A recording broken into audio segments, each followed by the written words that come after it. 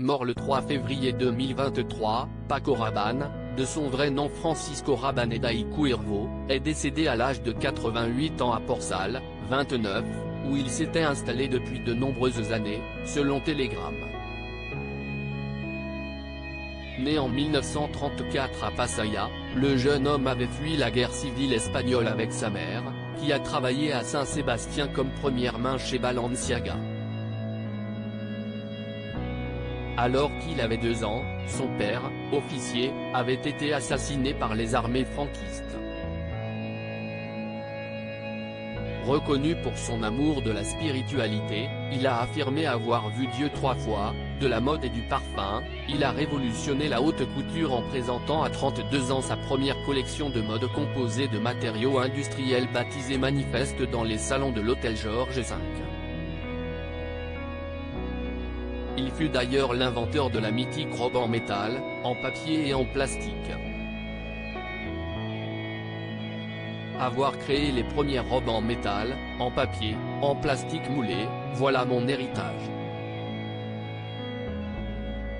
avait-il d'ailleurs déclaré. Considéré comme un métallurgiste par son ami Coco Chanel, il avait expliqué son amour des matériaux bruts à la télévision dans les années 1970, la mode n'est que symbolique extérieurement. Pourquoi portons-nous des vêtements? Pourquoi ont-ils cette forme? Pourquoi évoluent-ils avec le temps? Il m'est arrivé de faire des vêtements anti-mode, avec des couleurs, des matières particulières pour voir la réaction sur les femmes, pour l'éprouver sur les femmes, et ça a marché.